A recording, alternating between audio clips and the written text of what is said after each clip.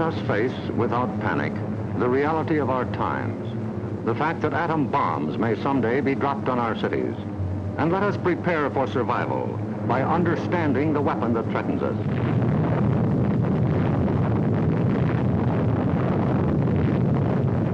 An atom bomb destroys or injures in three ways: by blast, heat, and radioactivity. The blast of an atom bomb is its most important destructive agent. In Japan, whole buildings were flattened by its force. However, many buildings of sturdy construction, even though close to the explosion, remained standing. The principal dangers of blast are flying glass and debris, the fires it may start, and the danger of being crushed in collapsing buildings. The atom bomb destroys by heat. People caught in the open as far as 2 miles away suffered flash burns. Yet, protection could have been easily achieved. Here, a bridge post and rail shielded the surface behind it. Any solid material afforded similar protection. The third weapon of the bomb is radioactivity, thrown off at the instant of explosion. However, the majority of people exposed to radiation recovered completely, including a large percentage of those who suffered serious radiation sickness. Today, they lead normal lives. They bear children. Their children are normal. These, then, are the weapons of the atom bomb that we must protect against: blast, heat, and radioactivity. Our cities are prime targets for atomic attack, but mass evacuation would be disastrous. An enemy would like nothing better than to have us leave our cities empty and unproductive. If an emergency should come, our factories will be battle stations. Production must go on if we are to win.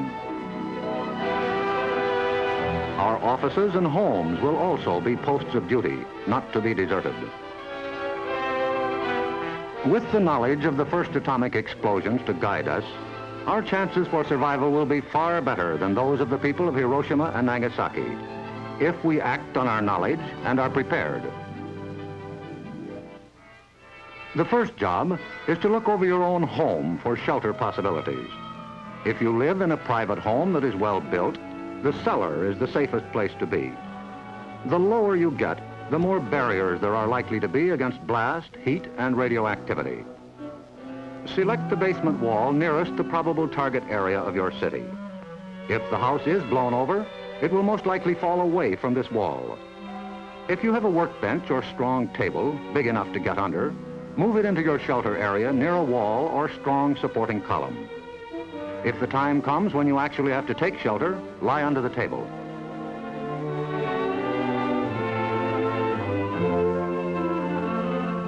If you live in a home that has no basement, choose a shelter area without windows on the ground floor.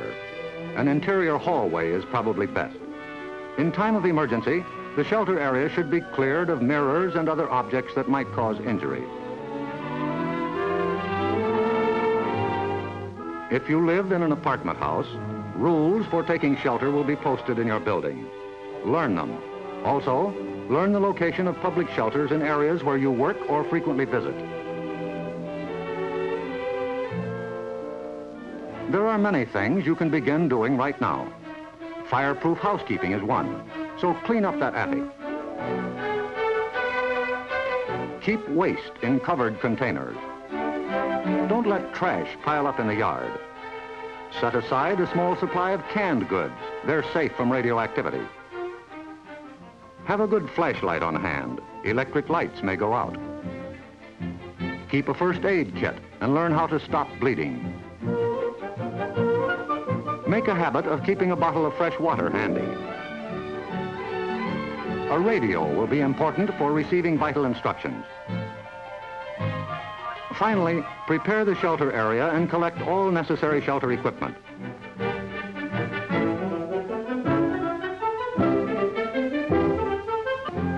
In case of an actual raid or test drill, the alert will be a warbling siren blast lasting 3 minutes.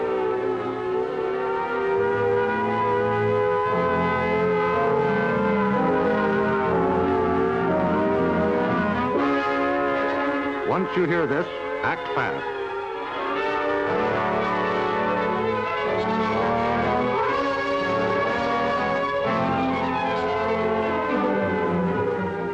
down the shades or blinds and close the drapes against flying glass. Turn off the burners of your gas or electric stove.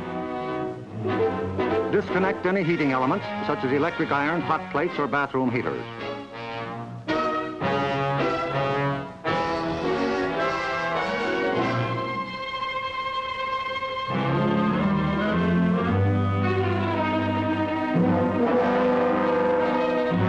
Close all outside doors, but leave them unlocked. Turn off the gas or oil burners.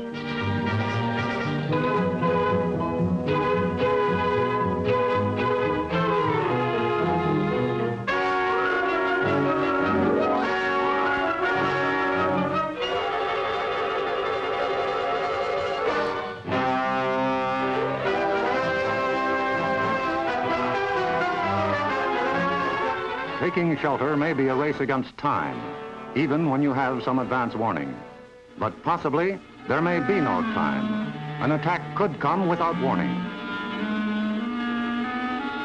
The sky would suddenly light up. If a doorway is right at hand, use it.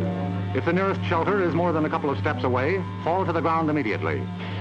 Flying glass and debris are immediate dangers, so stay where you are until you're sure it's safe to move.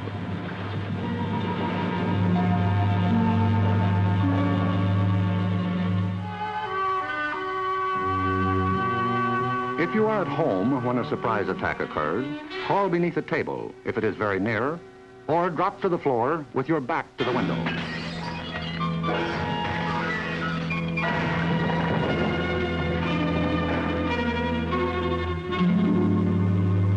The immediate danger is over in about a minute, unless the explosion occurred near the ground or water.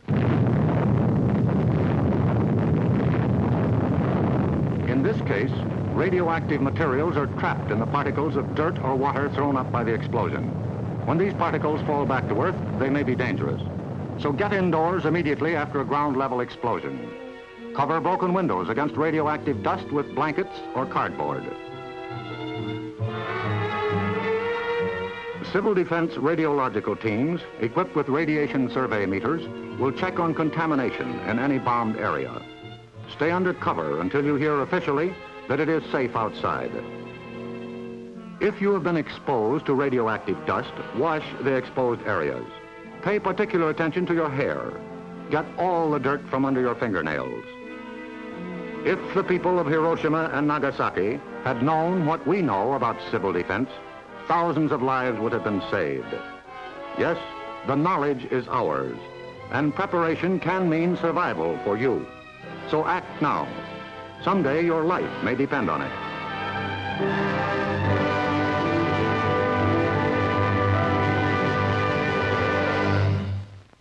Diddle-dum-dum, diddle-dum-dum, diddle-dum-dum. There was a turtle by the name of Bert, and Bert the turtle was very alert. When danger threatened him, he never got hurt. He knew just what to do. He ducked and cover, duck and cover. He did what we all must learn to do. You and you and you and you, duck and cover. Be sure and remember what Bert the Turtle just did, friends, because every one of us must remember to do the same thing. That's what this film is all about. Duck and cover. This is an official civil defense film produced in cooperation with the Federal Civil Defense Administration and in consultation with the Safety Commission of the National Education Association. Produced by Archer Productions, Incorporated. Hey, Bert, come on out and meet all these nice people. Please? Oh, all right. We really can't blame you. You see, Bert is a very, very careful fellow. When there's danger, this is the way he keeps from being hurt. Sometimes it even saves his life. That's why these children are practicing to duck and cover just as you do in your school. We all know the atomic bomb is very dangerous. Since it may be used against us, we must get ready for it, just as we are ready for many other dangers that are around us all the time. Fire is a danger. It can burn whole buildings if someone is careless. But we are ready for fires. We have a fine fire department to put out the fire, and you have fire drills in your school so you know what to do. Automobiles can be dangerous, too. They sometimes cause bad accidents, but we are ready. We have safety rules that car drivers and people who are walking must obey. Now, we must be ready for a new danger, the atomic bomb. First, you have to know what happens when an atomic bomb explodes. You will know when it comes. We hope it never comes, but we must get ready. It looks something like this. There is a bright flash, brighter than the sun, brighter than anything you've ever seen. If you were not ready and did not know what to do, it could hurt you in different ways. It could knock you down hard or throw you against a tree or a wall. It is such a big explosion, it can smash in buildings and knock signboards over and break windows all over town. But if you duck and cover like Bert, you will be much safer. You know how bad sunburn can feel. The atomic bomb flash could burn you worse than a terrible sunburn, especially where you're not covered. Now, you and I don't have shells to crawl into like Bert the turtle, so we have to cover up in our own way. First, you duck, and then you cover. And very tightly, you cover the back of your neck and your face. Duck and cover underneath a table or desk or anything else close by. In Betty's school, they are talking about the atomic bomb, too. Betty is asking her teacher, how can we tell when the atomic bomb may explode? And her teacher is explaining that there are two kinds of attack, with warning and without any warning. We think that most of the time we will be warned before the bomb explodes, so there will be time for us to get into our homes, schools, or some other safe place. Our civil defense workers and our men in uniform will do everything they can to warn us before enemy planes can bring a bomb near us. You may be in your schoolyard playing when the signal comes. That signal means to stop whatever you are doing and get to the nearest safe place fast. Always remember, the flash of an atomic bomb can come at any time, no matter where you may be. You might be out playing at home when the warning comes. Then be sure to get into the house fast, where your parents have fixed a safe place for you to go. If you are not close to home when you hear the warning, go to the nearest safe cover. Know where you are to go, or ask an older person to help you. You know the places marked with the S sign? They're safe places to go when you hear the alarm. If there is a warning, you will hear it before the bomb explodes. But sometimes, and this is very, very important, sometimes the bomb might explode without any warning. Then the first thing we would know about it would be the flash. And that means duck and cover fast, wherever you are. There's no time to look around or wait. Be like Bert. When there is a flash, duck and cover, and do it fast. Here are some older boys showing what to do if the flash comes when you are not in the classroom. This is what to do if you should be in a corridor. You duck and cover tight against the wall this way. Remember to keep your face and the back of your neck covered tightly. Try to fall away from windows or doors with glass in them.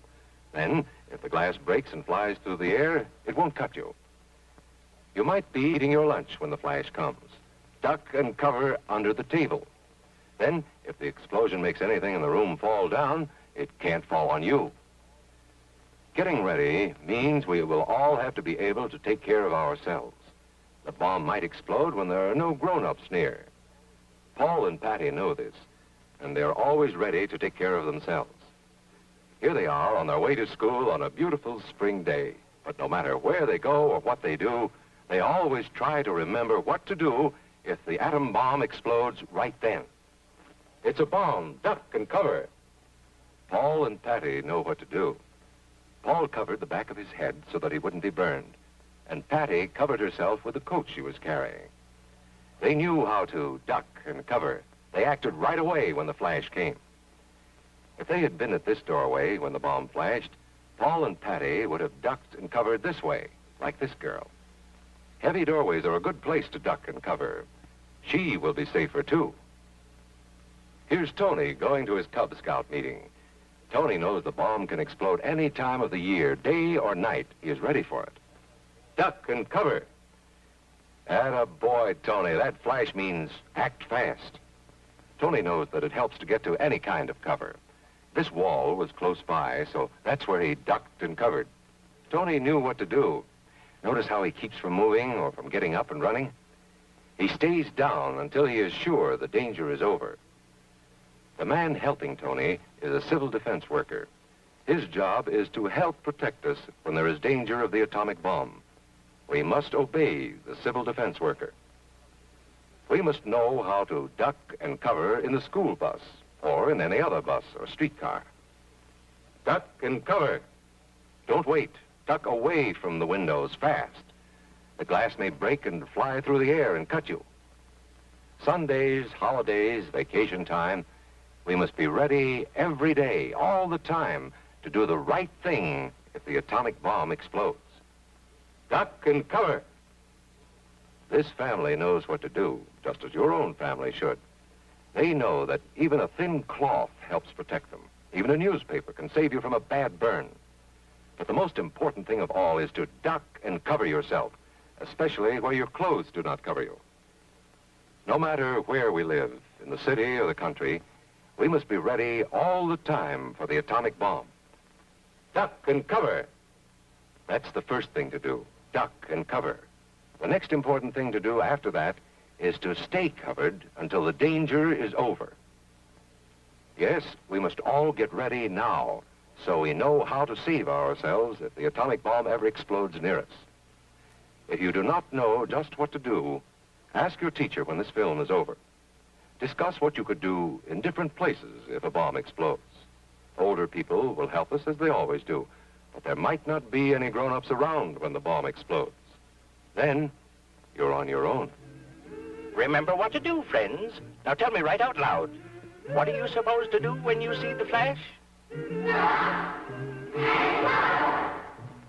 Duck and cover. Duck and cover. Duck and cover. This is a radiological defense operations room, a nerve center for survival, which we hope we will never have to use. But since war could come, this room is ready, and so are others throughout the country.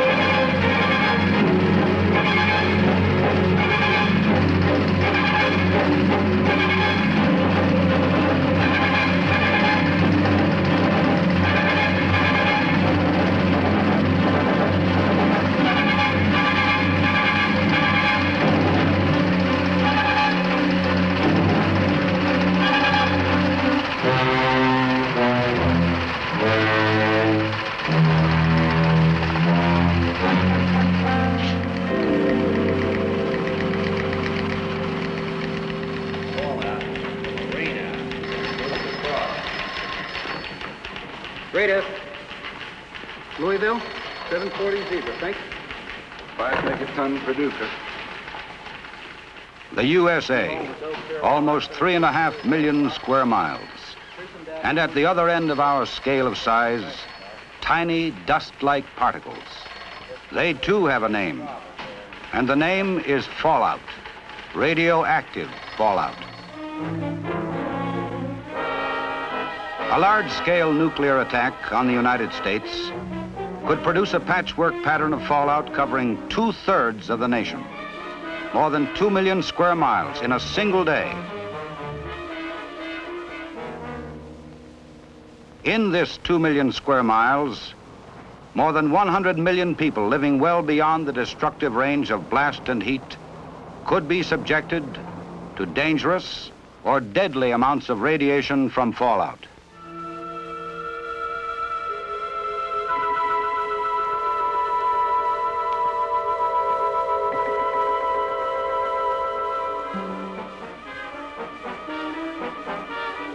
Carried upward 15 miles or more by the mushroom cloud, spread laterally by shifting winds at all altitudes, fallout from a single thermonuclear blast could severely contaminate a 60-mile strip downwind from ground zero. 1,200 square miles within an hour of explosion. 4,000 square miles in 6 hours. All of us, even in small towns and on farms, live within fallout range of a likely target. Furthermore, since these targets are often only a few hundred miles apart, fallout patterns can overlap, intensifying the danger. How do we know all this? From practical experience.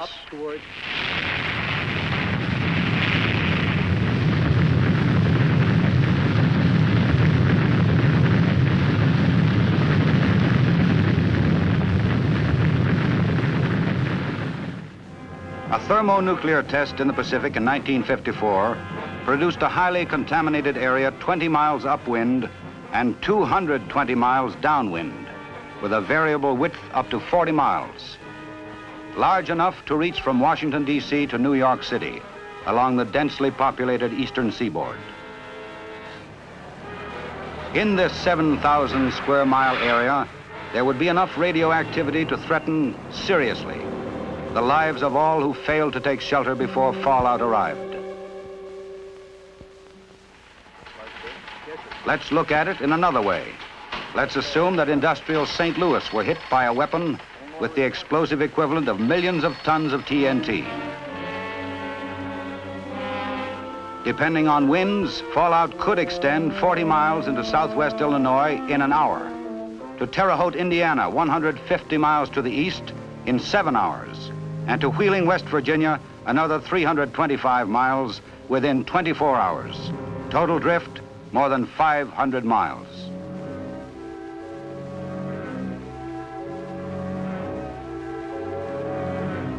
Civil defense tests have brought the problem into sharp focus. In one exercise, an imaginary force of 500 bombers severely damaged this country's key industries. Yet, effects from fallout posed a more serious threat to the nation's survival than did the devastating but more localized effects of blast and heat. Let's examine some of the problems. Although most sources of water are located well outside of big cities, the wide drift of fallout could cause serious contamination of our surface water supplies. Fallout from a nuclear attack could gravely affect the nation's agriculture. Food supplies in fields or in open storage could become dangerously contaminated. Possibly they could be recovered for later use. But what about future harvests? They too could be dangerous if grown in seriously contaminated soil. Cattle, horses, and sheep might have to be kept out of pastures for a long time.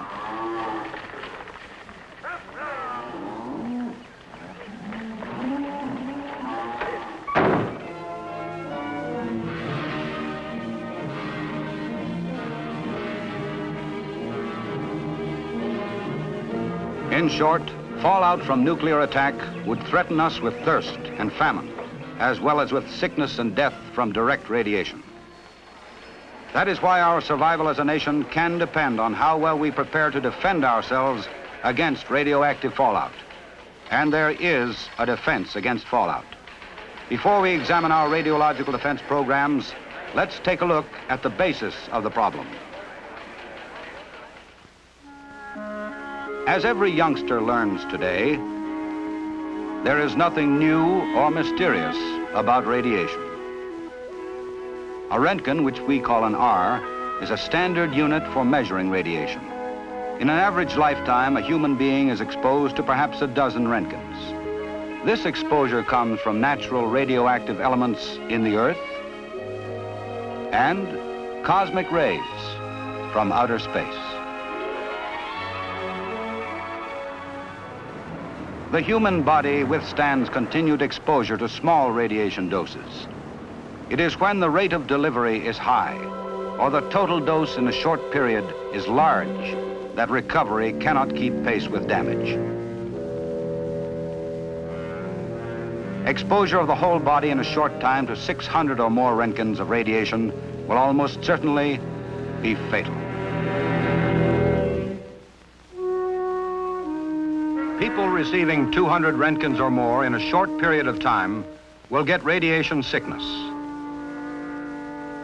Those receiving 600 or more in a short period of time will die. For your protection, shelter is the answer, since highly dangerous doses can be produced by fallout radiation. This is what happens. 3, 2, 1. Fire! About 85% of a nuclear weapon's energy results in light, heat, and blast.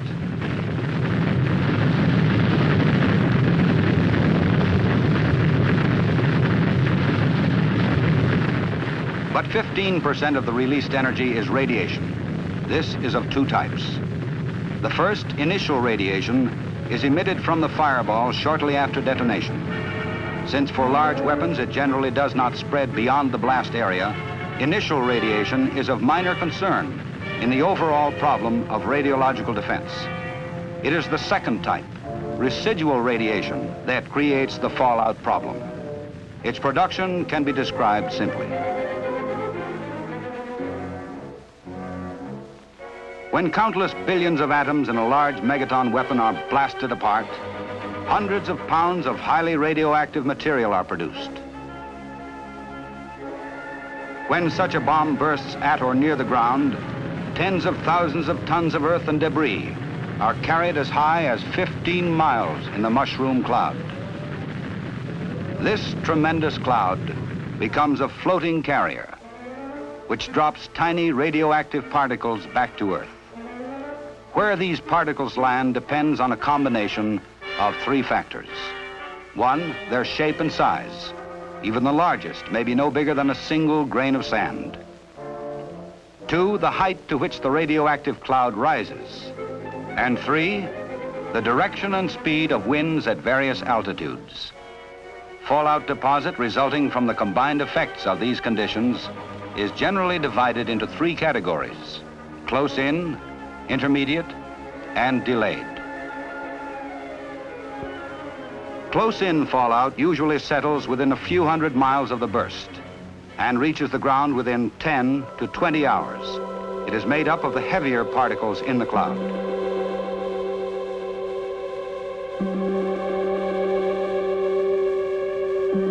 Intermediate fallout descends within a few weeks of the detonation. Since the particles are small, they remain in the air for weeks, covering many thousands of square miles. Sometimes they are driven to Earth by rain or snow. Delayed fallout is composed of very small particles that may drift completely around the Earth several times and may not descend for months or years. Radiological defense personnel, RADEF personnel for short, are primarily concerned with close-in fallout. As you can see, close-in fallout is our real problem in radiological defense. And the problem becomes even more complicated because the speed, range, and direction of fallout depend upon ever-changing wind and weather conditions.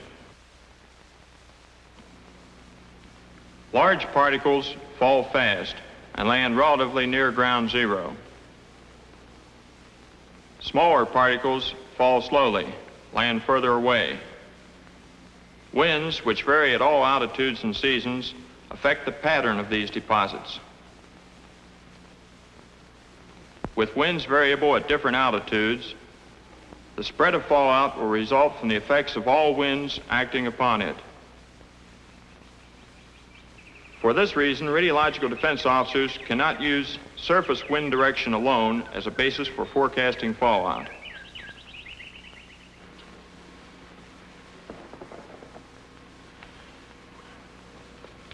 Radioactive materials decay with time. You might say they cool down. After all fallout is down and radiation has been measured, knowledge of decay rates permit estimates of how hot it will be days and weeks later. With this information, civil defense can estimate when it will be safe to evacuate or to leave shelters. Remember this rule of thumb. There is a 10-fold decrease in radiation rate for every 7-fold increase in time after detonation. For example, a level of 1,000 R per hour at 1 hour after the explosion would be reduced to 100 R per hour 7 hours following the explosion. At 7 times 7 hours, or in 2 days, the level would be down to 10 R per hour. At 7 times 49 hours, or at the end of 2 weeks, the level would be reduced to only 1 R per hour. But remember, until decay reduces radiation to tolerable levels, there are only 2 safeguards against it. Distance, that is evacuation to safe areas, or mass,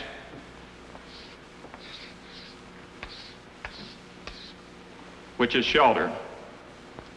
Underground shelters covered by at least 3 feet of earth, or basement shelters of the types recommended by civil defense, will give substantial protection. This is why we believe that most people who live beyond the areas destroyed by blast and heat can survive fallout if they will follow civil defense instructions. As serious as fallout is, we can cope with it through action as individuals and through an effective radiological defense program. An active program carried on by federal, state, and local governments. At the federal level, representatives of many agencies meet regularly to perfect methods of collecting and analyzing fallout information and to find the best means of advising our states and communities about fallout conditions after a nuclear attack.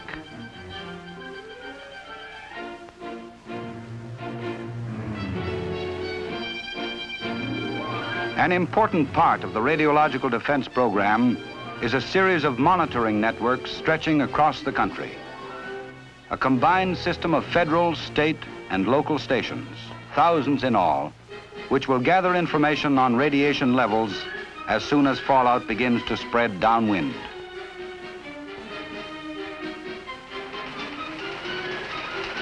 On the basis of this information, transmitted by top priority communications of every type from coast to coast, early, effective action for our protection would begin at state and local levels.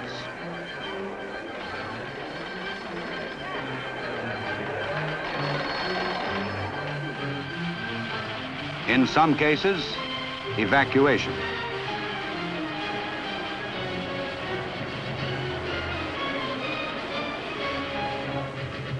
In most cases, shelter.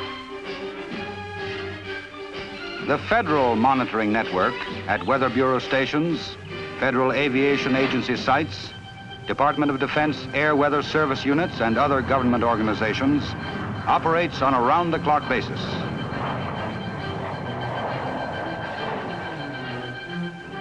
At every level of government, radiological defense units are being equipped and trained to act.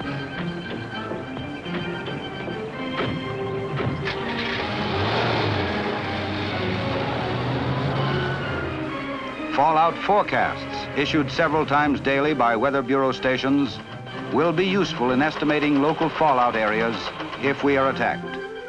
Certain stations gather weather information that is processed to give an estimate of the areas in the nation where fallout could be expected.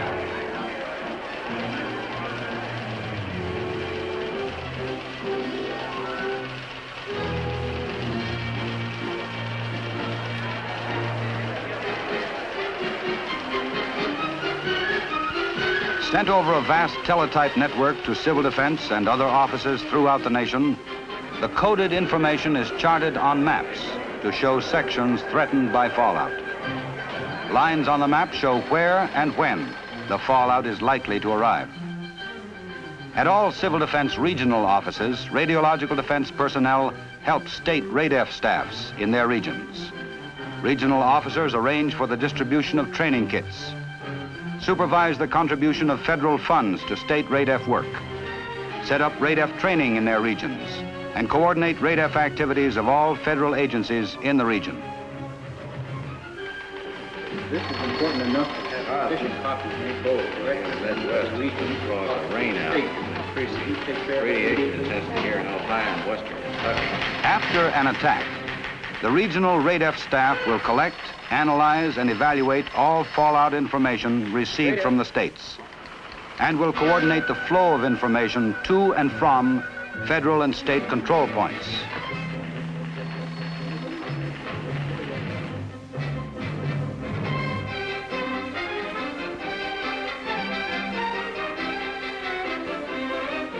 The state RADEF people will use both ground and aerial monitoring units to make broad statewide surveys.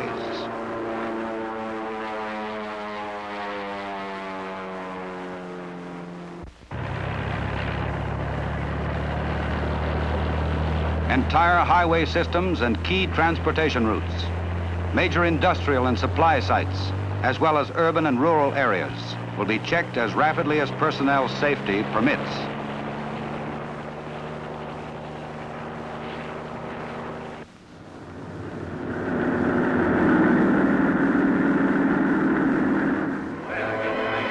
The state RADEF unit also maintains working maps. It plots and correlates data, analyzes reports. By transmitting its summaries, it links regional and local offices. But it is at the local government level that radiological defense will be on an immediate, down-to-earth basis.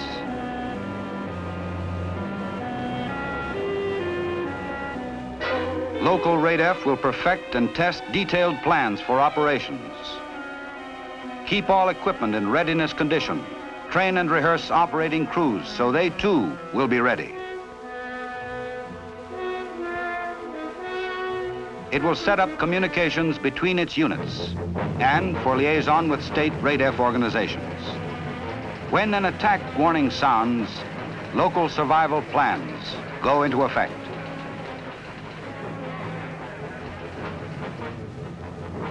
Monitors will report to their stations. The public will be advised to take shelter or evacuate.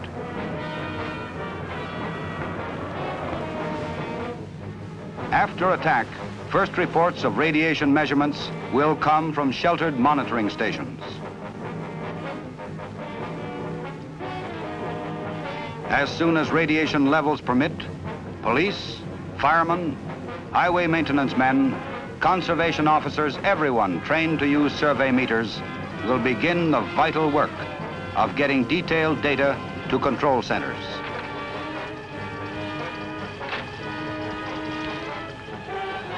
From this information, current situation reports will be prepared.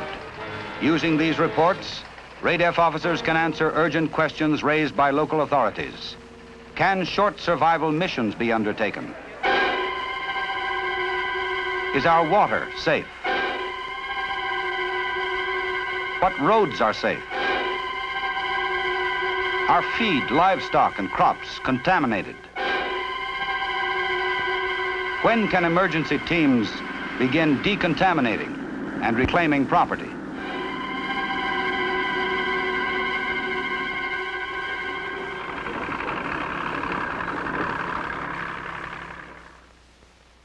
When will radiation die down enough to make it safe for people to leave shelters for brief periods and for utilities to be put back into service?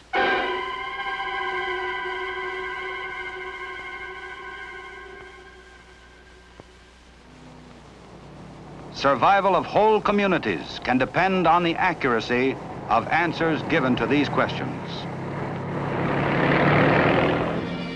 Local RADEF plans also cover places where people work. Employers must shoulder their responsibilities by providing fallout shelters for workers. At work and at home, everyone must understand the hazards of fallout and the value of shelter. Every family must provide for its own survival for at least 2 weeks. Since radiation levels outside would often be deadly, fallout shelters will protect the most people. Both the underground and indoor basement shelters recommended by Civil Defense can be very effective. They must be stocked with a 2-week supply of food and water.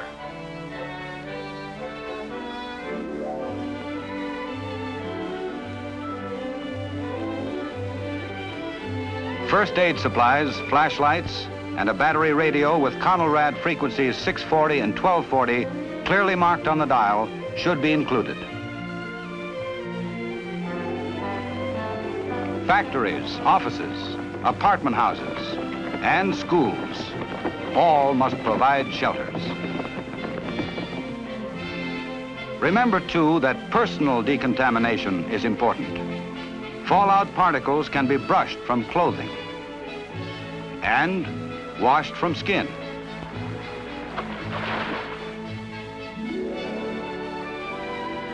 All in all, a big program. Some of it in being, some under development.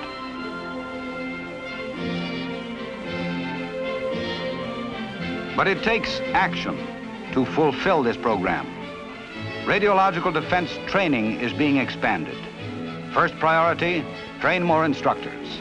At 3 national centers, in classrooms, on calibration ranges, learning theory and practice, more than 2,000 adult students each year are taking basic or advanced courses.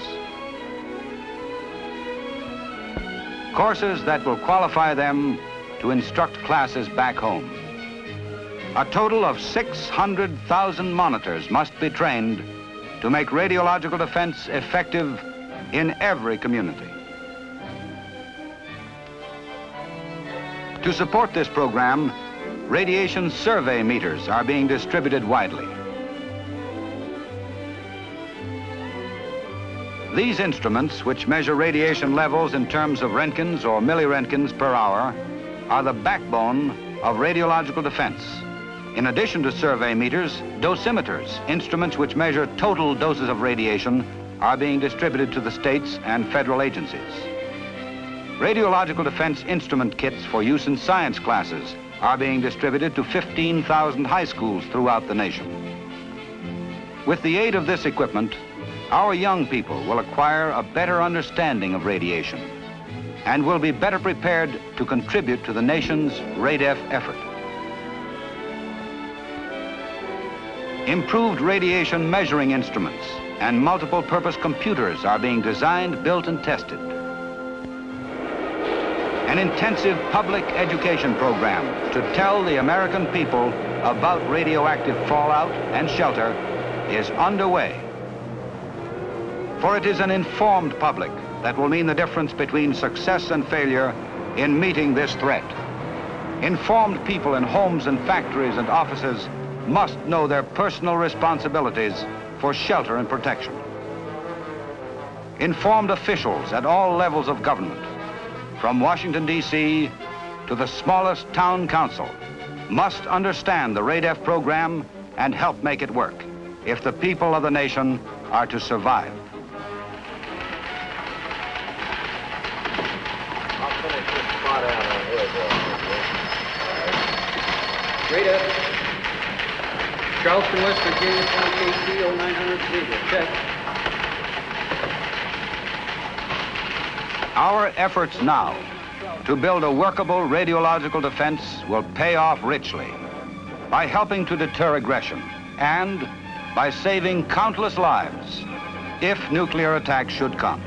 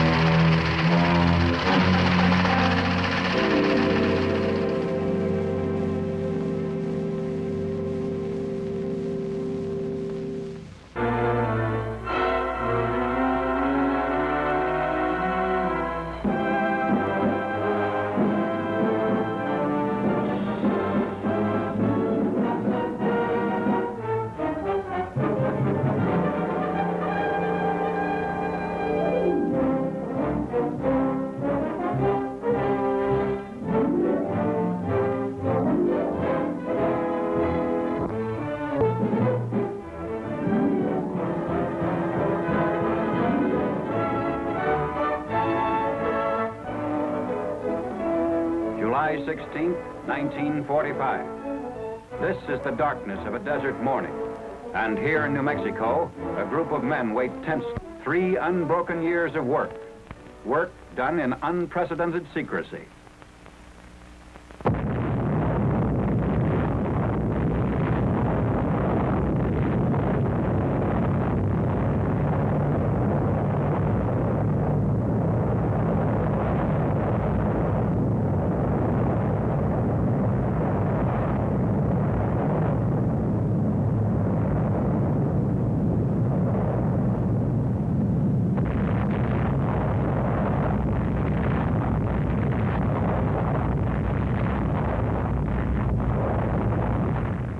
Cameras recorded from 6 miles away these views of the most concentrated release of explosive energy in the history of mankind.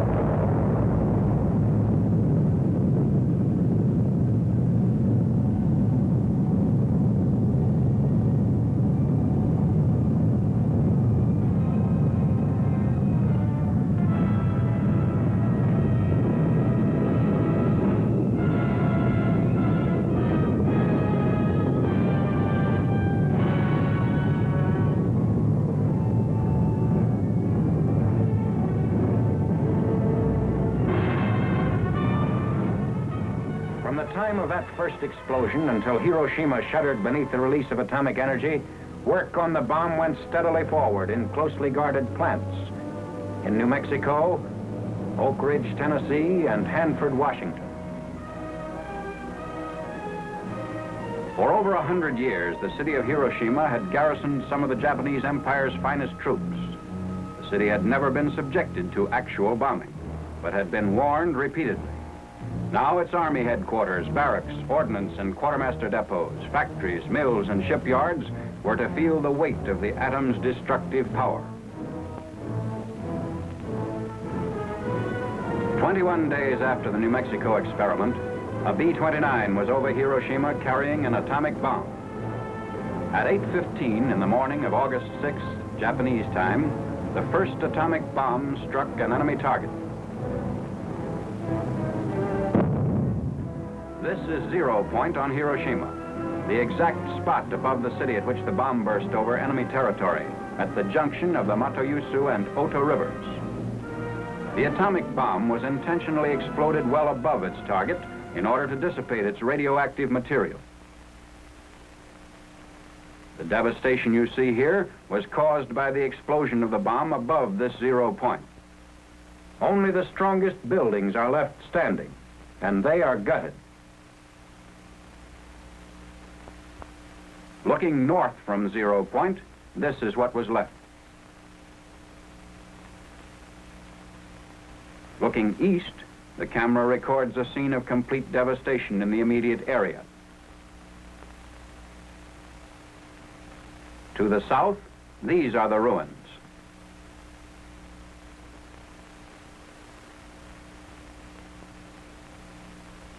Looking west from 0 point, the same complete leveling is evident, the same inability of structures to withstand atomic power.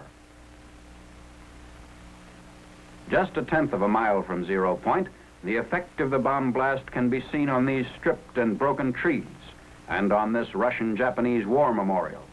Lines were literally blasted into the stone of the memorial. Here, looking west from the Sanwa building, the side of a concrete smokestack nearest the blast has been discolored. The Hiroshima Gas Company building on the right in this picture has been almost completely demolished by the force of the explosion from above, as though struck by a giant sledgehammer. The reinforced concrete Sanwa Bank building was wrecked even more completely.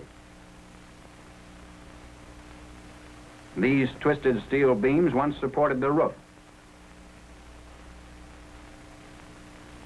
The direction of the bomb blast can be seen clearly in these scenes of the concrete parapet wall extending above the bank building's roof.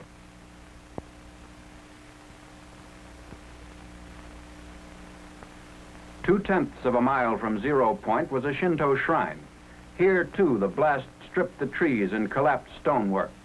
Originally, the base of this statue was polished granite, but now the stone is roughened by the force of the blast, which completely removed the polish.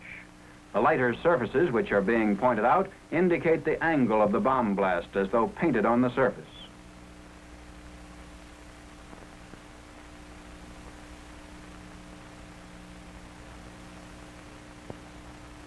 The nearby lamppost shows flash burns on the side facing the blast.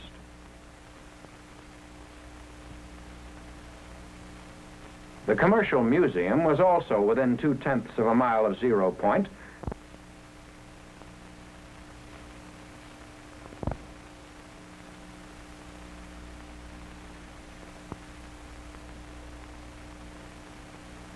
The railing was blown off this bridge, and the steel poles on the bridge show the effects of the atomic bomb blast, which hurled grit with such force as to etch the steel. The front of this school is a 1/4 of a mile from and faces 0 point. The sag in the concrete reinforced floor can be seen here in the entrance. The steel rods, which are now hanging, once supported a suspended ceiling.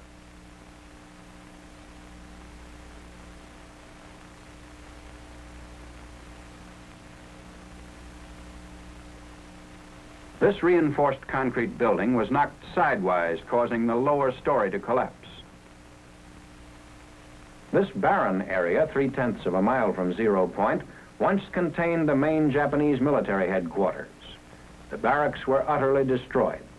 Most of the military personnel, of approximately 20,000, were wiped out. The distorted steel framework is all that remains of a building which stood 4/10 of a mile from 0 point. Whereas this reinforced concrete building of the Chikogi Electric Company, 1/2 mile from 0 point, withstood the blast much better. 6/10 of a mile out, destruction was almost as complete as it was at 0 point. Wooden structures were completely collapsed by the blast. This was Hiroshima Castle. Its framework was demolished by the force of the blast, but fires of secondary origin did not occur.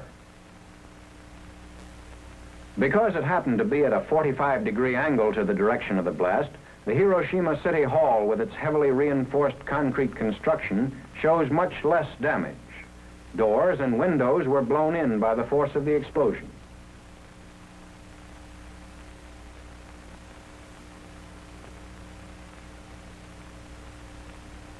Shadows of the posts on Yorozuyo Bridge indicate the direction of the explosion.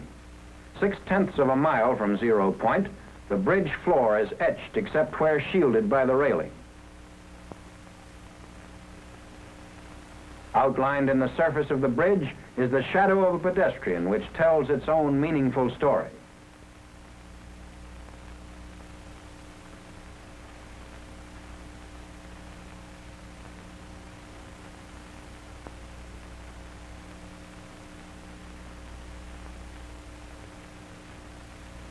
One mile from 0 point, the blast damage shows lessening force, but the results of fires of secondary origin are still severe. On this side of a steel bridge over the Ota River, 1 mile away from and facing 0 point, the lead paint was almost completely removed by the sandblast effect resulting from the explosion of the atomic bomb. The surface of the other side of the same bridge, however, was not visibly affected. Also a mile away from 0 point is a Red Cross hospital, which, although damaged, never ceased functioning. This is the front of the building, which faces northeast. On the northwest side of the building, the steel windows and all floors were blown in. This southwest side of the building again shows windows blown in by the external air pressure caused by the explosion. Here, however, the windows in the southeast wall were blown out rather than in.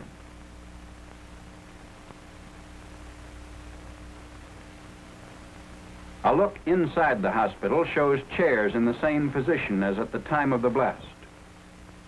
The backs of the chairs, which faced 0 point, were flash burned through the window. The mohair upholstery fabric was singed down to the base of the nap.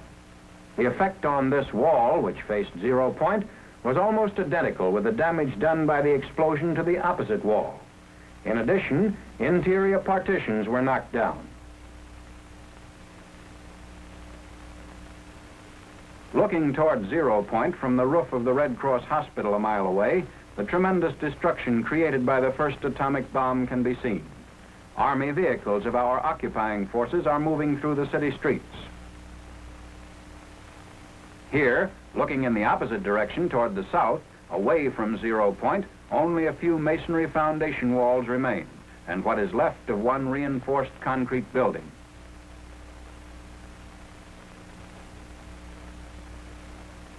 Looking west, still a mile from 0 point, the only sign of a small industrial plant is a lone concrete smokestack.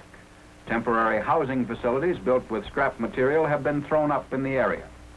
No matter what kind of construction the Japanese used, whether it consisted of wooden frame and mud plaster walls as here, or wooden lath and plaster veneer construction, they made no attempt to zone their various types of buildings. Barracks, homes, industrial centers of steel and reinforced concrete, factory buildings of brick construction, all were crowded together with no apparent regard for the safety of the civilian population. Within an area of a mile to a mile and a half, there was almost complete destruction except for some reinforced concrete buildings. From 1.5 to 2 miles, there was severe damage by fire and moderate damage by blast. From 2 to 6 miles, there was minor damage by blast and fire, varying from damaged roofs to broken windows. These wooden buildings, 1.5 miles from the center of the blast, were all subject to fires of secondary origin.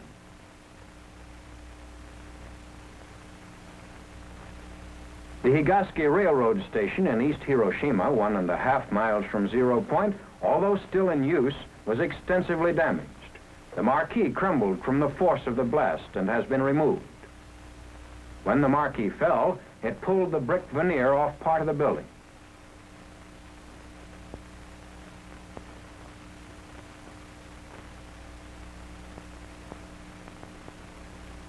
Inside of the station, steel beams supporting the roof were twisted out of shape, and the concrete walls, though still standing, show the effects of the tremendous concussion.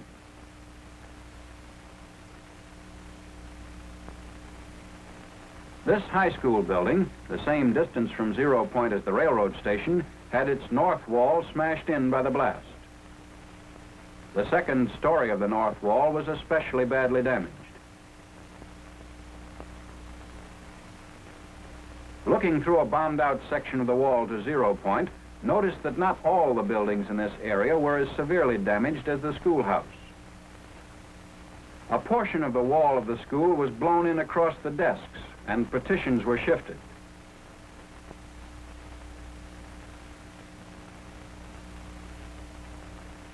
The high school wall farthest from the 0 point now bulges in the direction of the blast, and all glass was blown out of the window frame. Between 0 point and the main building of the novitiate of Jesuits 4 miles away was a hill which served to lessen the intensity of the blast. Yet, despite this protection, all the windows were shattered and part of the wall blown in. The chapel, which is the left wing of the building, is built of timber with plaster walls. The glass in the doors of the main entrance foyer were shattered, and the paneled ceiling was blown loose by the force of the explosion occurring 4 miles away. A group of Jesuits who were teaching in Hiroshima witnessed and survived the explosion. One of them has provided an eyewitness account. Father, would you introduce yourself, please? I am Father John Zemus, professor of philosophy at the Catholic University of Tokyo. It is under management of the Jesuit fathers. What were you doing in Hiroshima at the time of the explosion? Well, my philosophical class was evacuated from Tokyo to Hiroshima about 5 months ago, and I was staying with my class at a house of studies at the outskirts of the city of Hiroshima. Could you describe exactly what happened in the morning of August the 6th? I was in my room, which faces the valley, and suddenly I saw a light, like magnesium light, flashlight, which filled the whole valley. And looking out of my window to find out the reason for this peculiar phenomena, I saw nothing besides this light, and turning from the window to the door of my room, I heard a crash. It may have been 10 seconds after seeing the light, the flashlight. And immediately I was covered with splinters of the window frames and glass sticking into the walls and actually my flesh itself.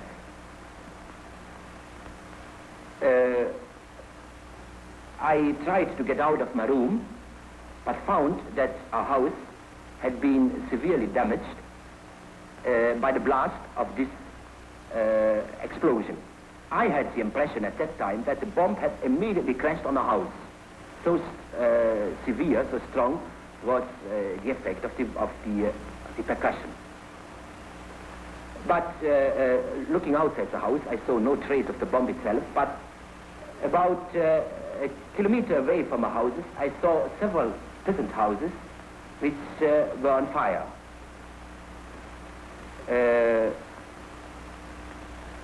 After a while, we saw a procession of people coming from the outskirts of the city up the valley. Many of them, most of them, were wounded, especially the parts of the body which were not covered by clothes, like hands, feet, back. They came up to our house, and we did what we could, but there were no possibility to give much of aid. As a matter of fact, we used all our grease we had at that wartime in the house, and it was exhausted in a moment. How many people do you think were killed? All of us who lived through this experience at the spot estimate the numbers of death at least as 100,000. This estimate is not based on official figures, but just on a knowledge of special groups under the population. Was there anybody to take charge of the city after the disaster? There was nobody to take charge after the disaster, because all important people were practically killed. The major, the commander of the city, many high-ranking officers, a Korean prince, which was stationed at the time in Hiroshima, and also the regiments of the city were wiped out. What is your opinion as to the story that the ruins of the city emitted deadly rain? Well, I think that is just a rumor, because I myself and others of us have worked in the city itself immediately after the explosion for several hours, and we felt no ill effect at all. Tell me a little about the Japanese reaction towards the Americans and towards the atomic bomb. Neither myself nor anybody of our fathers heard a single outburst of hate against the Americans in those terrible days.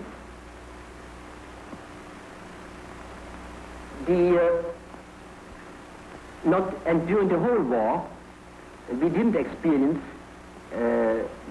much about hatred against the Allies. As a matter of fact, at the beginning of the war, after the big Japanese victories, the Japanese were inclined to look down on the enemy. But then, after the offensive went off according to schedule, they began to admire the skill of the Americans. And especially since the majestic B-29 appeared over Tokyo, practically every Japanese admired the technical skill of the Americans. Father, what is your and your colleagues' opinion as to the use of the atomic bomb? We have discussed among ourselves the ethics of the use of the bomb.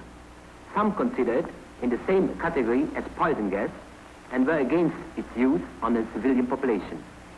Others were of the view that in total war, as carried on in Japan, there was no difference between civilians and soldiers, and that the bomb itself was an effective force tending to end the bloodshed, warning Japan to surrender and thus to avoid total destruction.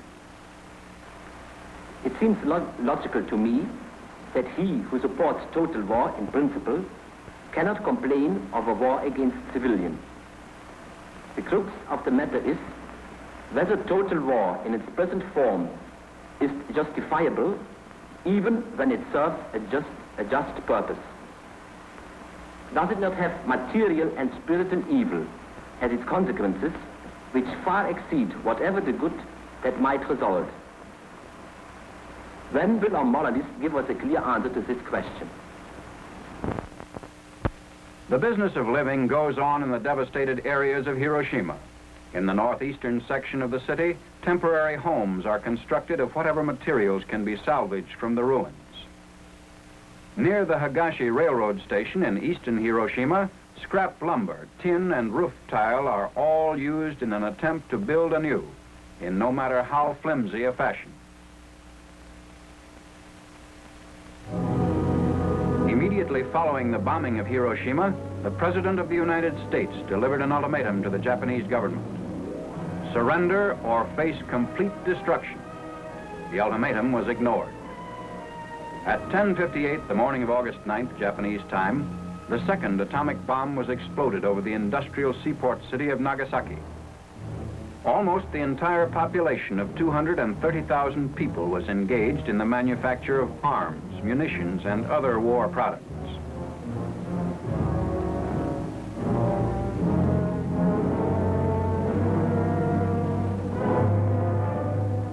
Two great Mitsubishi factories were located in the heart of the city. To the north, one of the world's largest torpedo plants, and further south, the huge steel and arms works. The bomb, which was dropped on Nagasaki, was aimed at a point midway between the two plants in order to cause the greatest possible industrial damage. Unlike Hiroshima, the force of the explosion at Nagasaki was largely confined to the industrial valley, which was surrounded by a series of hills that shielded many other areas of the city.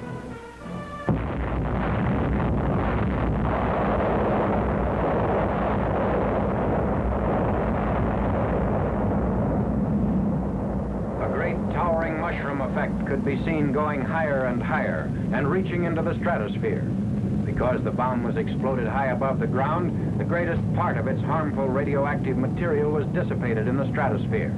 As a result, the area under the explosion was relatively free from radioactivity. Persons entering Nagasaki shortly after the explosion to do rescue work sustained no ill effect or injury.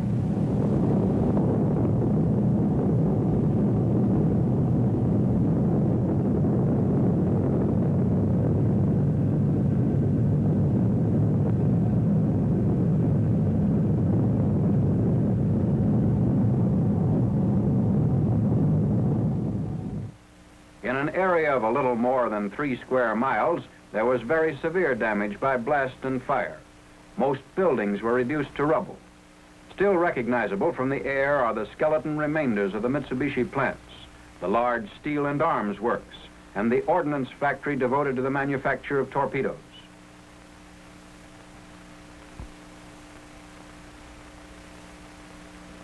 The Mitsubishi Steel and Arms Works extended almost a mile in length. Its buildings were modern and typical of American industrial construction, having steel frames and roof and siding of corrugated metal or asbestos. Buildings of reinforced concrete still stand amid the wreckage of steel frames. Some smokestacks survived. They offered comparatively little resistance to the blast. But as in Hiroshima, the directional force bent steel and stripped corrugated metal from the framework of the building. Where corrugated metal remained, it was pushed in like tissue paper.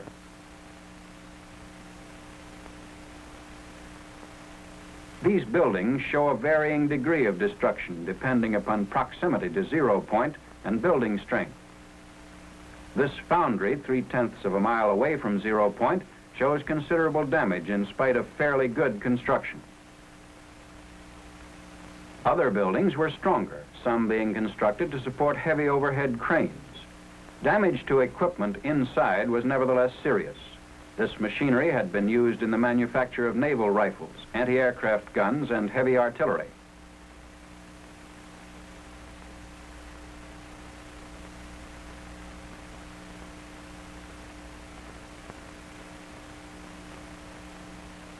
In the valley, homes were scattered through factory areas. On machinery in many of these homes, piecework was carried on to help the Japanese war effort. Blast and secondary fire destroyed the lightly constructed buildings, in many cases leaving damaged equipment. Photographed from 0 point, this area of 3 1/10 square miles shows almost utter devastation by blast and fire. Note how hills in the south interrupted the blast. In the second area of 5 1/2 square miles, there was moderate damage from blast and severe damage from fires.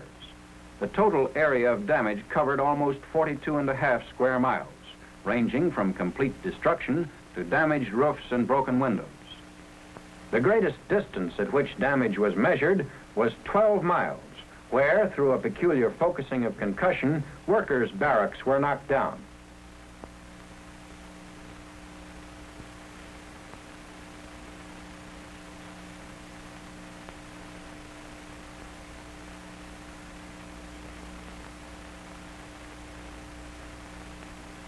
One-half mile from 0 point, a cracked smokestack.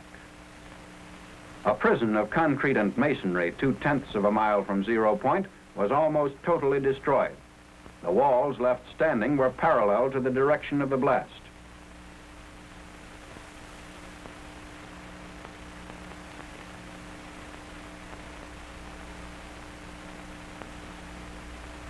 This area was completely wiped out from 0 point up to the church at the foot of the hills about a mile away.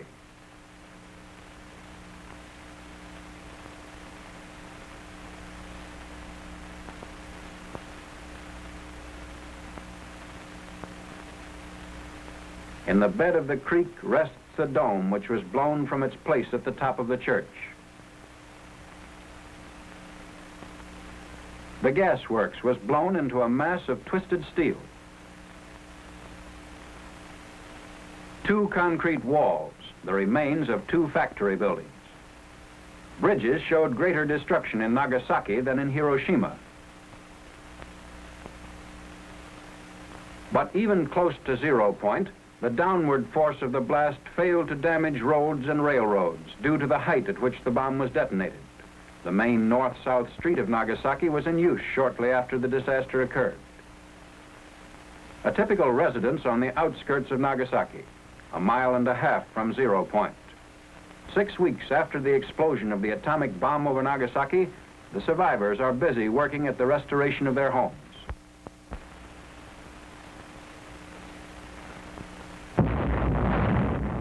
This is the record. Endless man-hours of work. 2 B-29s, 2 atomic bombs 3 days apart, 2 cities. The tabulation of that record speaks for itself.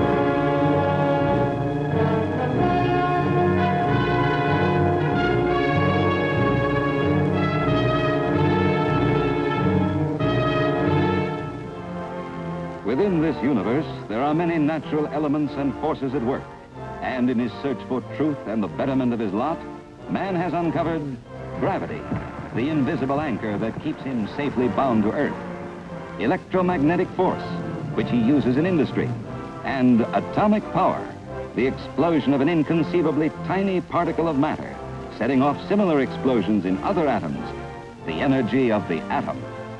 Scientists have long known about radiation, one of atomic energy's chief characteristics. Today, they can detect the amount of radioactivity present at a given time with many specialized instruments. One of these is the Geiger counter. Say, what is that clicking? You must be radioactive. Wait a minute, don't worry. You see, your watch has radiation, but it comes from the paint on the numbers that make it glow in the dark. Well, what do you know about that? I've been carrying radioactivity around with me and didn't even know it. Of incalculable aid to man's physical well-being have been the discoveries of medical science in the field of radiation.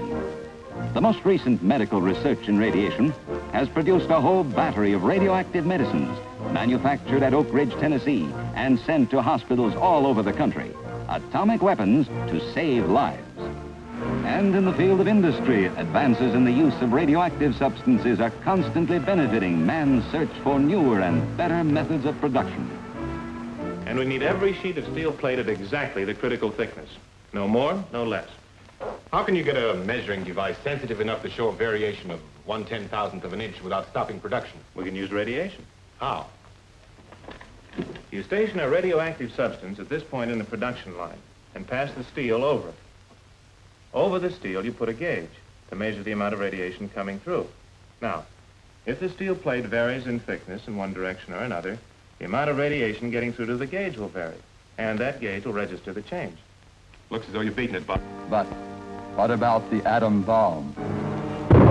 It has been stated that to speak of atomic energy in terms of the atomic bomb is the same as speaking of electricity in terms of the electric chair.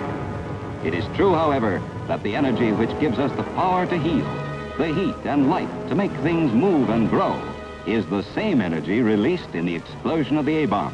To state and local governments falls the responsibility for action and cooperation within the limits of their own jurisdiction. The local air raid warden of World War II with his white tin hat will have a new, more specialized fellow worker, the radiological monitor or meter man. His job will be to determine the extent of contamination by radiation in atomic attack. The meter men will probably not use the Geiger counter because it is primarily for sensitive measurements. Their basic instruments of detection will be ion chambers, which accurately measure larger amounts of radiation. In addition, the community civil defense unit will set up attack warning devices, suitable shelter in case of emergency, emergency communication centers, adequate firefighting equipment, hospital and first aid facilities. Every person has heard some of the rumors and old wives' tales of this atomic era. Who's been giving you this information? Well, the boys down at the plant been... You know there's a limit to what this A-bomb can do. You asked me if a flash from an atomic bomb could blind everybody. Of course not. If you look directly at the burst in bright daylight, you might not be able to see for a few minutes. At night, it might last for an hour or two. But in either case, it would only be temporary. Now, as for the radiation of the bomb, the chances that it will change your ability to have children, or that it will affect any future children you might have, are less than 1 in a million. Radiation will not make a place uninhabitable forever, possibly temporarily. No, the atom bomb will not blow up the world. Then what will it do? The three ways in which an atom bomb does its work are no mystery. The first is flash or fire. The second effect is blast. These first two effects of the A-bomb are therefore but a tremendously magnified version of any simple explosive. It is the A-bomb's third effect that is entirely new to explosives, radiation or radioactivity. But this radiation can be stopped. For example, 6 feet of earth, 3 feet of concrete, or a foot of steel all provide sufficient protection against radioactivity, even very close to the center of explosion. fire, blast, and radiation. These are the three effects of an atomic explosion which endanger man. You are given warning. If there is a designated shelter or a reinforced concrete building available, go to it without delay. But even at home, you can effectively defend yourself. Elsie, where are you? I'm closing off the upstairs. Good. Get down from there as soon as you can. Close all the windows, draw the blinds, and pull the drapes in front of them. That'll keep out fire sparks and glass splinters if the windows break. Close all the doors behind you, too.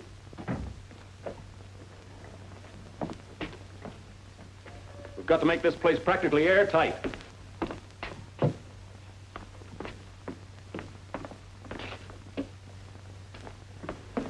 Check everything here that might cause fire. Complete coverage is what you're after. The light colors reflect the heat and protect you from flash burns. It's better to wear coveralls because they're loose, and I can take them off and leave them outside in case they become contaminated. The heavier the cloth, the better the insulation. Elsie, you'd better pull the drapes on the windows back there. Joe, turn on the radio. What about Mrs. Canning, the aircraft spotter?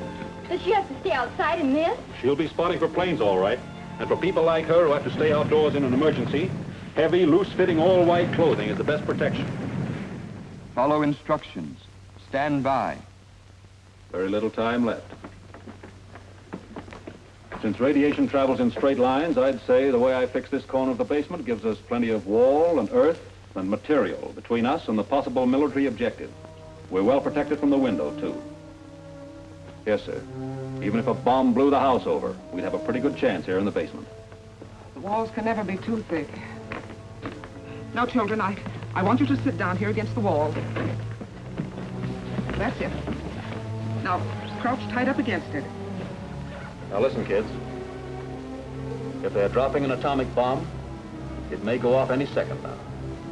Whatever happens, I'll give the signal when it's all right for us to get up.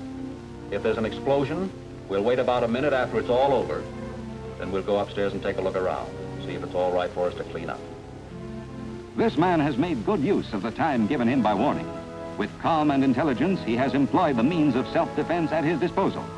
Thus, every man can greatly increase the chances of bringing his family and himself through any attack unscathed. But this man has an advantage, a well-protected cellar. If there is no basement in the neighborhood, seek shelter on the first floor of the house. An inner room with solid walls, with as many walls as possible between you and the probable target area. Get under a sturdy object, table, desk, bed, close to the wall. If debris should fall, the two will provide good protection. The most important thing is to keep out of line with the windows and to close them off so that broken glass will not fly in. Lie down flat on your stomach. Cover your face with your right arm so that it is protected by your elbow. Grasp the back of your neck with your left hand. But wherever a substantial underground shelter is available, it provides the surest, safest possible protection against atomic attack.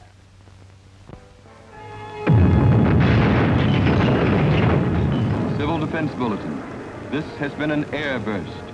All persons attached to civil defense groups report to your post immediately. Let's go, folks. Elsie, bring the blankets. We'll find out what happened to the windows. What about the radiation? Well, this was an airburst, honey. If the radiation didn't get to us when the atomic bomb exploded, just about all the dangerous stuff is gone. It went straight up into the air. The terrific heat makes it do that. And I don't think we're close enough to ground zero for the radiation to have even touched us.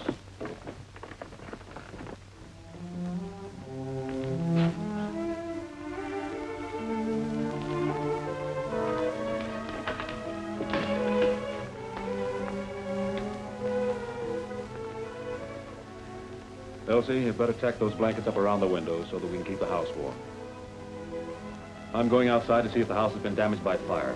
If we're all right, I'll have to check the neighborhood. Will you be all... If there are any fires, honey, they're just ordinary fires, and we're supposed to help stop them. Children, you better clear up the broken glass and all this debris. All in all, I'd say we've been very lucky around here. Nothing to do now but wait for orders from the authorities and relax. I'd hate to have gone through this without warning.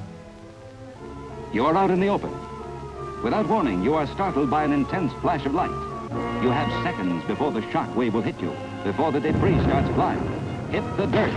Get behind the nearest and best shelter. A ditch, a depression of any kind, but get down, flat on the ground, flat on your stomach. With your right arm covering your face, your left hand grasping the back of your neck. If you're out in the open in a built-up area, dive for the nearest concrete archway, the nearest and best shelter. Cover your mouth and nose with your handkerchief. It will help to keep out any possible radioactive dust. If you are blinded, it is only temporary. With the blast over, get out of the wreckage, remembering to keep as clean as possible.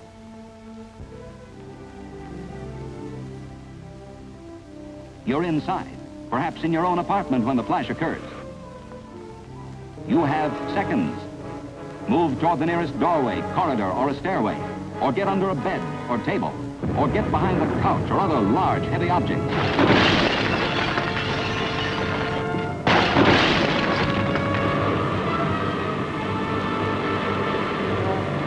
Are you all right, Mother? Yes. Alice, turn on the radio. Where's Buddy? I think he was out playing ball. Mother, pull the drapes and shield the windows with them. He must have been caught out there in the blast. Civil Defense Bulletin. This city has just undergone a surprise atomic attack. This was an air burst. Check for fires. Further bulletins are following immediately. Shouldn't we go out and look for Buddy? No. He's been hurt. Disaster units will take care of him. If he's all right, he'll come home. Draw a pan full of water right away, Alice, and keep it covered. Won't it be radioactive? No. And don't take too much. Otherwise, you'll pull down the water pressure the firefighters need. I'd better go out on the fire escape and see whether any fires have been started. Mother, go downstairs and see if old Mrs. Simmons is all right. Fine, I'll go. But let me know just as soon as you hear what's happened to Buddy.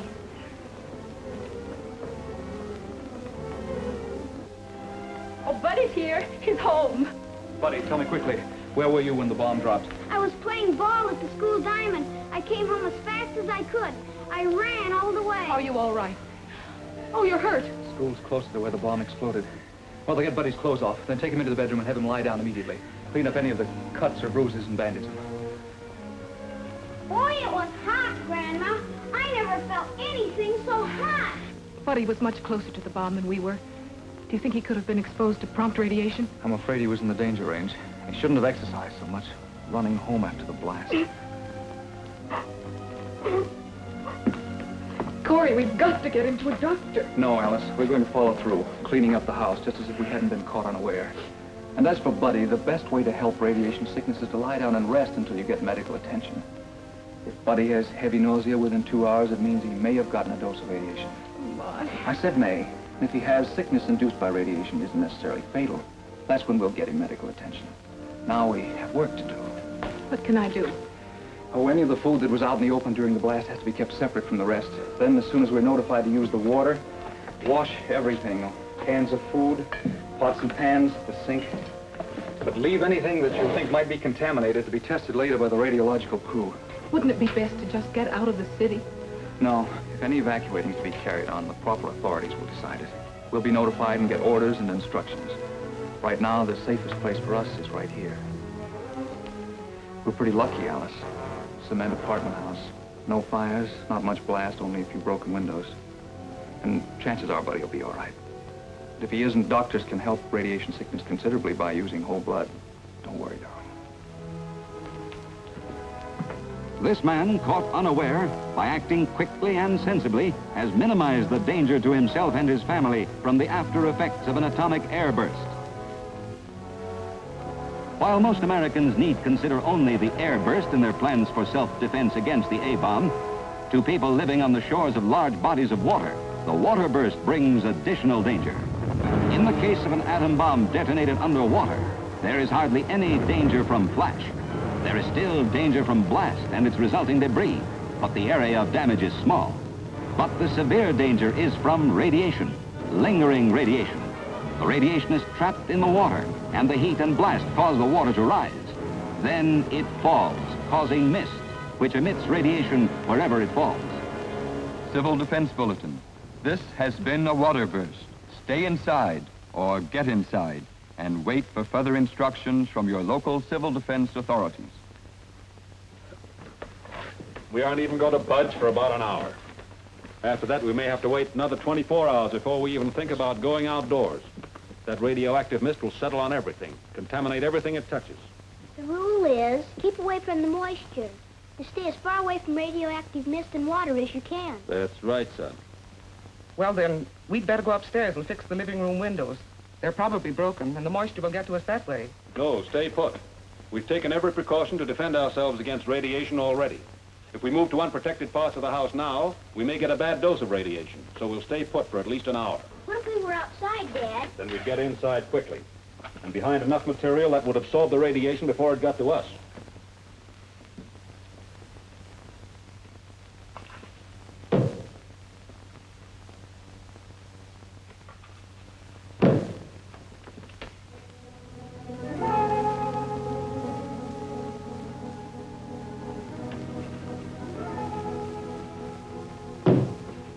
Joe, finish tacking this blanket for me, will you?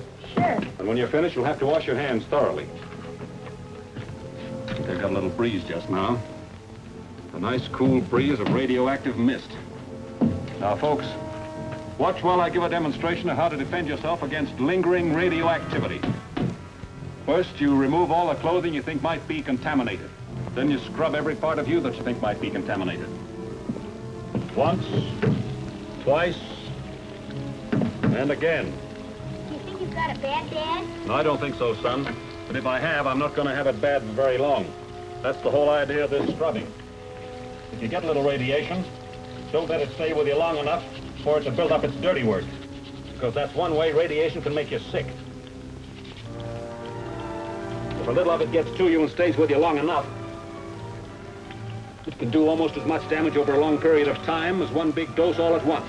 If you're radioactive right now, Daddy, does that mean that we can catch it from you? No, Meg, I've got it all to myself. Do you think we'll be all right, Jim? Elsie, we've taken every precaution to lock that radiation out already. If it doesn't get to you right away, it starts to die. It may linger for a while, but it does die. And we can wait it out. We've got all the time in the world. This man knows that his best defense against lingering radioactivity is patience, calm patience. In a water burst, the odds are with the man who stays put. But what about the H-bomb? The hydrogen bomb, though it might be 1,000 times more powerful than the atom bomb, would only cause damage over a radius 10 times as great, and the damage would be similar in kind. Hence, the principles of self-defense against the H-bomb would not change from those of the A-bomb. They would become more vital. Some of the scenes you have just seen have deliberately been made slower in order to bring home to you what precautions might be taken under ideal circumstances. When the alert is sounded, of course, you might not have time to do all of these things. Most important is to take cover in the basement, the center of a building, or in a doorway if you're in the street.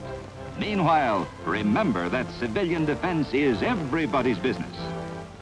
All over the world today, powerful forces are at work for the preservation of international peace.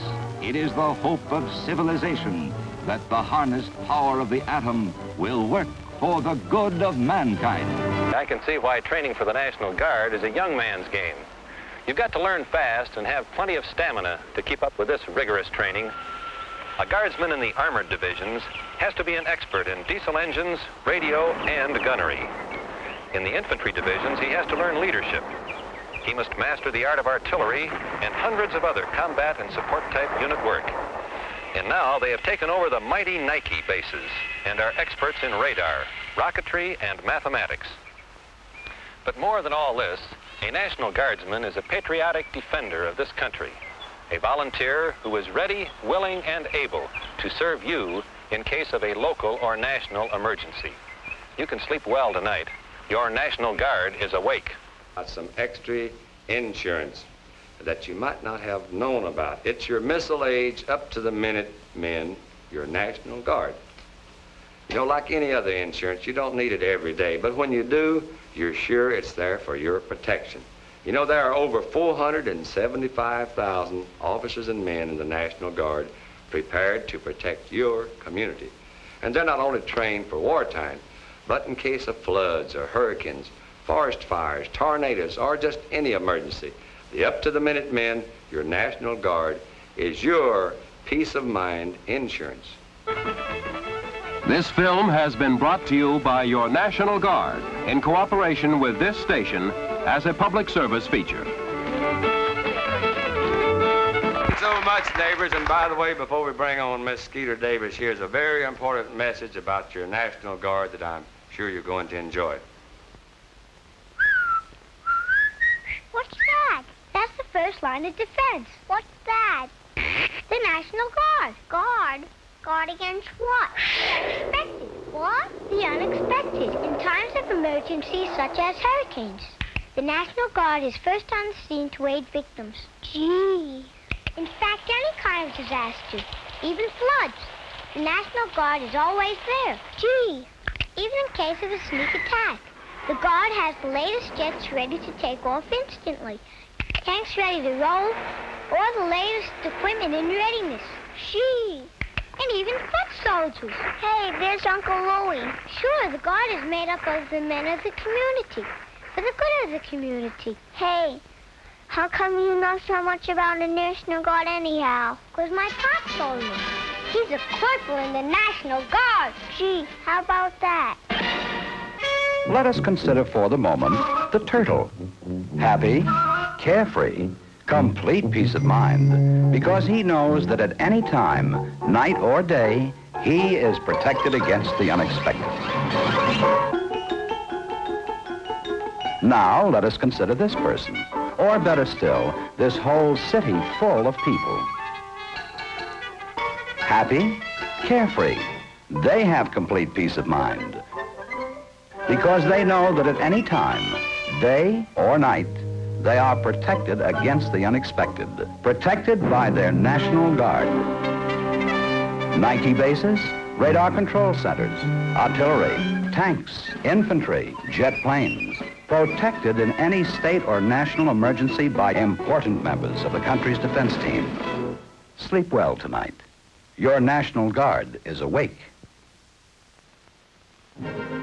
Your National Guard is ready, willing, and able as an important member of your country's defense team. Ready for instant action in case of any state or national emergency. Sleep well tonight. Your National Guard is awake.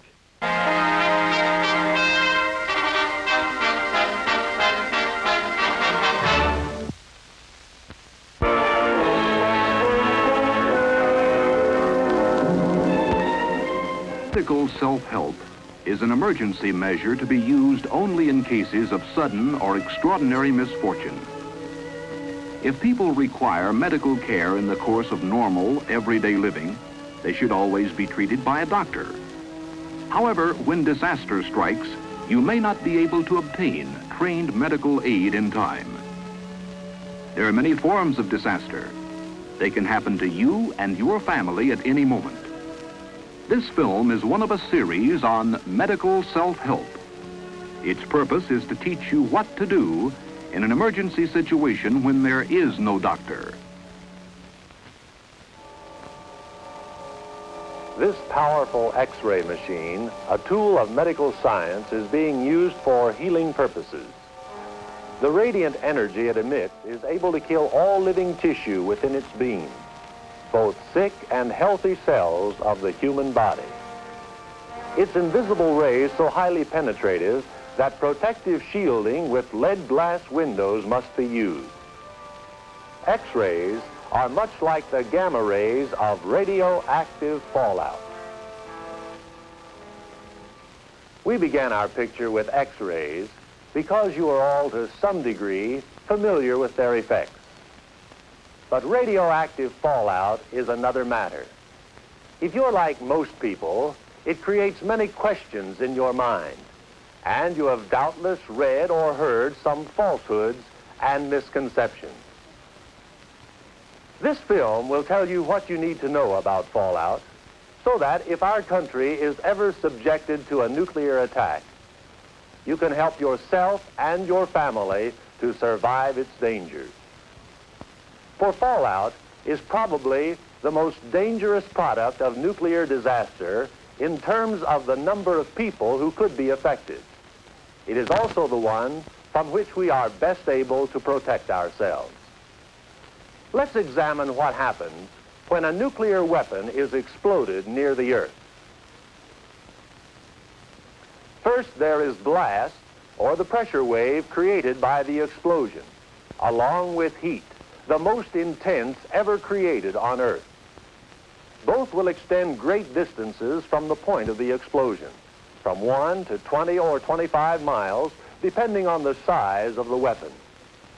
However, the further away you are from the site of the explosion, the less are the chances you will suffer the fatal effects of blast and heat.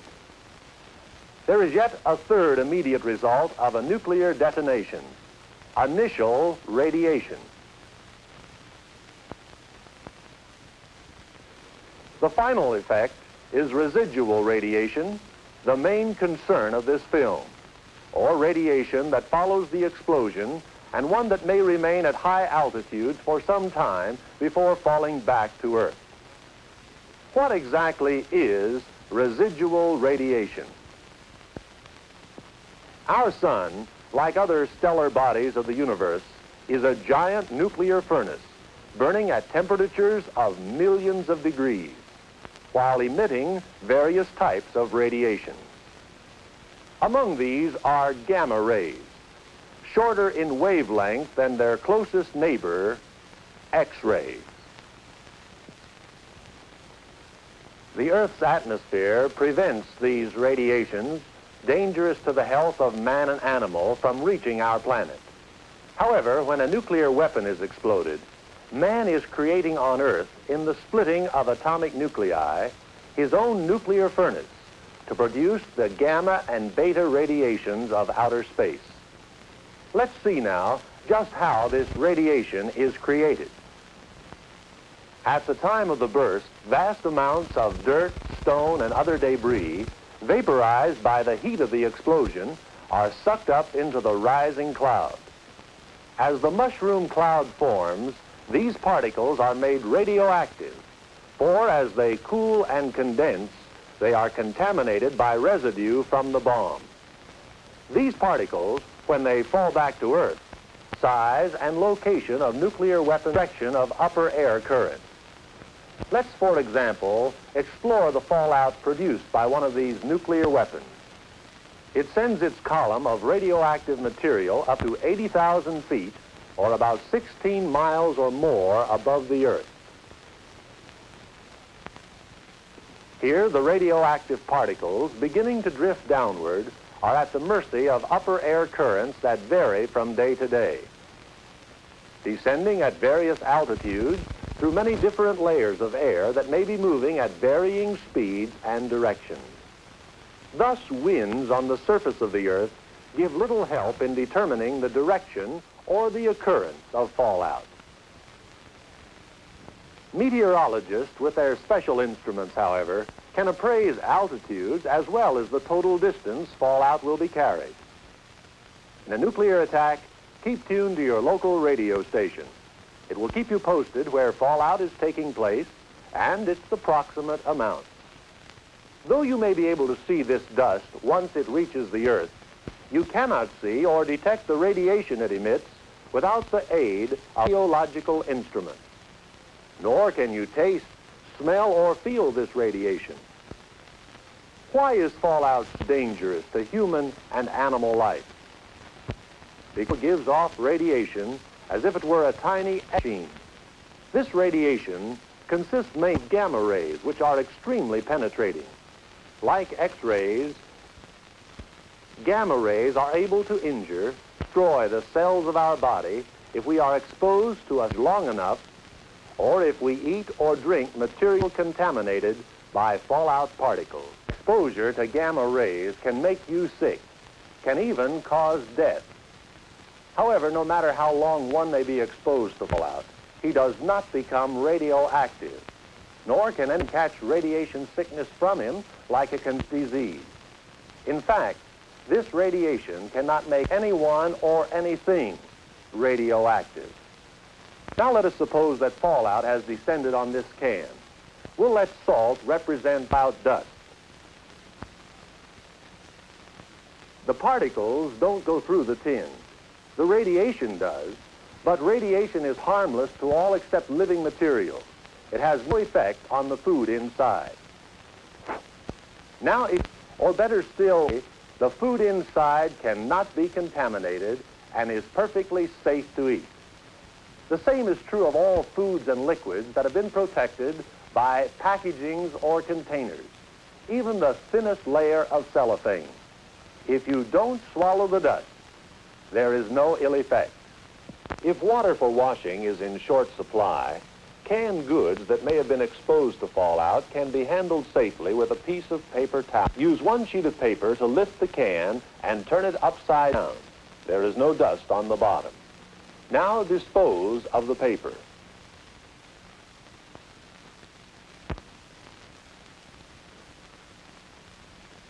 Wipe the sides of the can with a new piece of towel. And don't forget to put the contaminated paper in a covered receptacle. Now open the clean top. There will be no harmful particles in the food itself.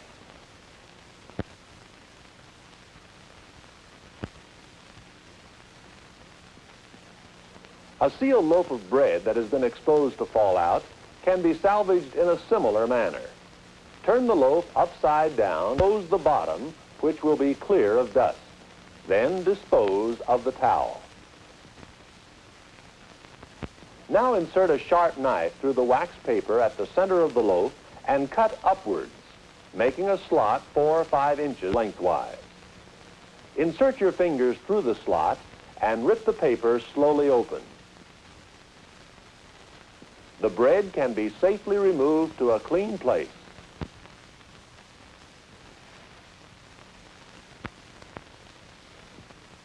Finally, dispose of the wax paper. Contaminated vegetables, such as potatoes, can be pared like this. Use a clean piece of newspaper and, working first in one corner, cut off one end.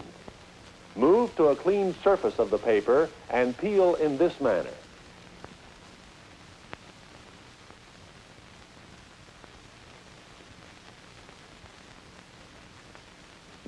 Move to another area of the paper and remove the other end. Dispose of all peelings and soiled paper carefully. After handling any contaminated food containers or vegetables, wash your hands. Fallout dust is dangerous, but it can be dealt with by following safe procedures. There is another widespread legend, the fear that fallout spells death to all life on Earth. The plain fact is that even if a great number of nuclear weapons were exploded, the resulting fallout would cover only a small area of the world's total land mass. The real concern then is this: if we are in that area, how do we protect ourselves? Like X-rays, radiation from fallout can go through almost every kind of building material. Over 99% would pass through glass,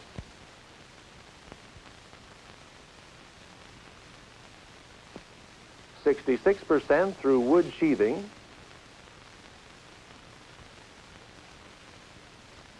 50% through a brick veneer wall. But only 1% of gamma radiation would penetrate 18 inches of concrete. And though it's not a building material, it's important to know that only 1% would pass through 25 inches of earth. Quite aside from the shielding effect of building materials, the intensity of radiation decreases with the square of the distance from the source. Thus, 10 feet away from a particle of fallout, the radiation rate is only 1% of that encountered at a distance of 1 foot. Other things being equal, the central parts of a building are safer. The radiation rate, or the intensity from fallout, decreases with the passage of time. In fact, for every 7-fold increase in time, the radiation will be reduced by a factor of 10. That means that at 7 hours after the explosion, the radiation level will be about 10% of its intensity at 1 hour. At 49 hours, it will be about 1%.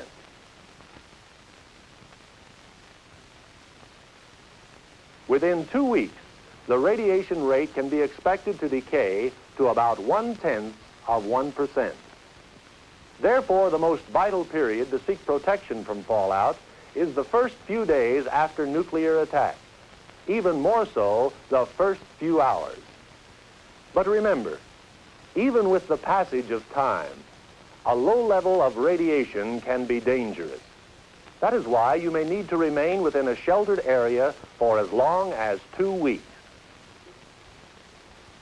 These, then, are the 3 basic factors in protection against fallout: time, distance, and shielding.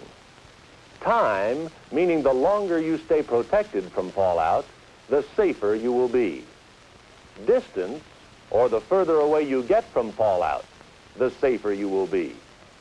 Shielding, meaning the more mass or weight you put between yourself and fallout, the safer you will be.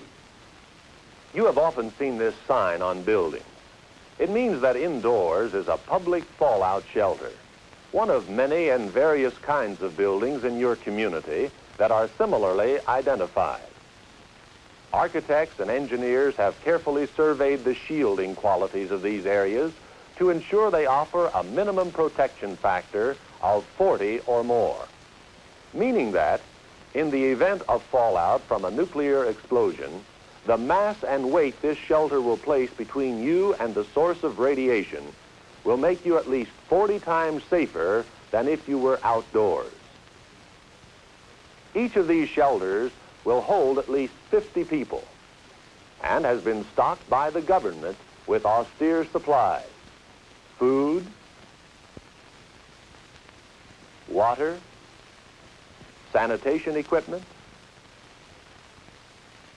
medical kits, and radiological instruments. But what about millions who live in suburbs or rural areas, often far beyond quick walking distance of the nearest public shelter? With foresight, you can have a home shelter for the protection of your family, built from specifications and cost estimates for various types of shelters provided by your local civil defense office. The home shelter should be stocked with supplies of food and water sufficient for 2 weeks.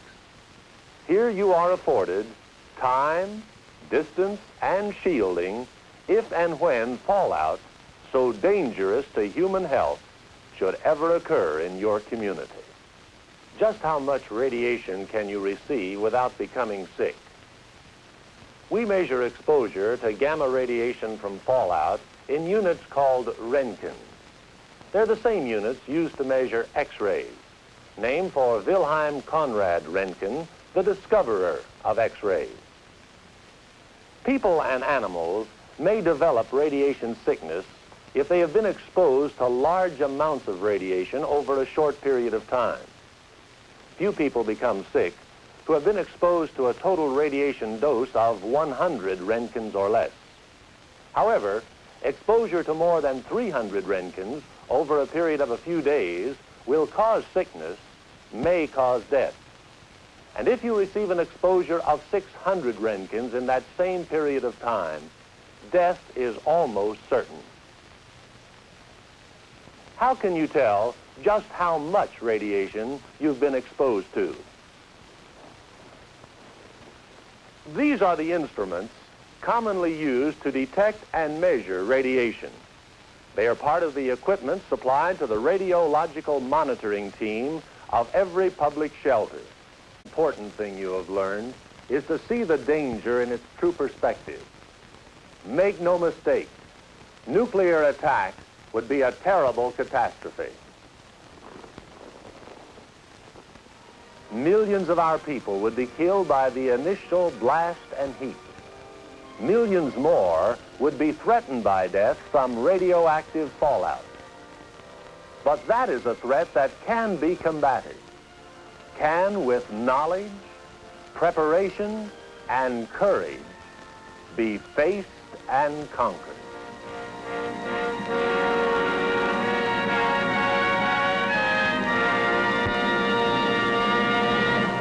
What does one under the influence of LSD hear, see, and do? We're about to take you into the world of the LSD user, a world that to him is real, yet as terrifying and unreal as anything ever imagined. We call his trip of terror to fly a giant bird.